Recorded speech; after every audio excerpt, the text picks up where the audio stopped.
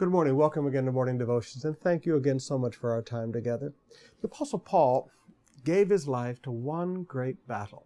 He said, oh, Pastor Summerall, he had lots of spiritual battles. No, but there was one great battle that we find beginning really in Antioch of Assyria after his first great world evangelistic tour and taking the gospel to the Gentiles.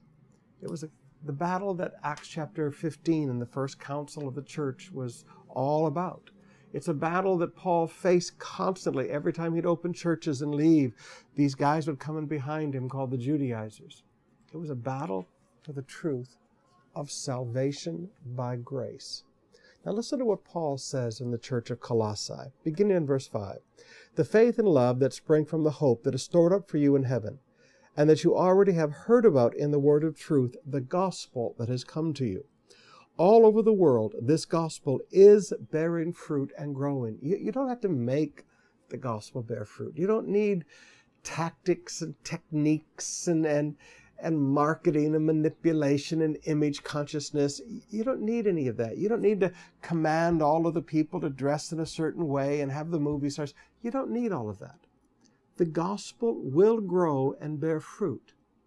It has life within it. There's an inherent life within the gospel. It will bear fruit and grow, just as it has been doing among you since, number one, the day you heard it, and number two, understood God's grace in all its truth. The only two things that are necessary for the gospel to grow and bear fruit is for people to understand it and for people to understand the grace of God. Now, those are the two requirements. So I often sit down with young pastors and say, do you really want your church to grow? Yes. And you really want it to grow by ministry and not by marketing? Yes. You really want your church to grow because it's based on people becoming like Jesus and not an image that you are trying to create and present well-craftedly to the world in a brand? Yes. Okay. It's very simple. Preach the gospel.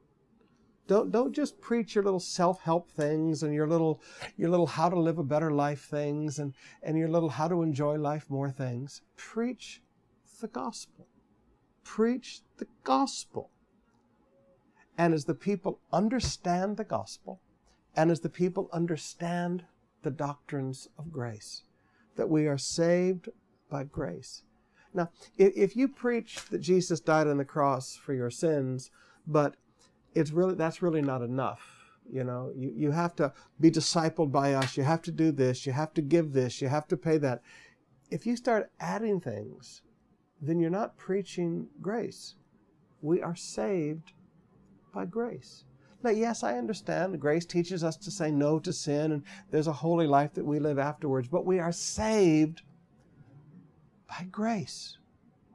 Now, if you and I will simply get grace back into the gospel, and we will simply begin to share the gospel in our connect groups, begin to share the gospel in the church, forgive me, begin to share the gospel in our family reunions and our social events. If we will simply do the Great Commission, go into all the world and preach the gospel, as people understand it, and as people understand the grace of God and all its truth, the gospel will bear fruit and grow. You can't stop it. Now, well, what happens if you present this humanistic philosophy and you empty the cross of its power, as the Apostle Paul says? Then you're going to need marketing, and you're going to need image, and you're going to need branding. But it's not that hard. It's not that hard to grow a connect group. It's not that hard to grow a church. It's not that hard to get the people in your office saved. Stay on message. Preach the gospel, make sure they understand it, and make sure they understand we're saved by grace.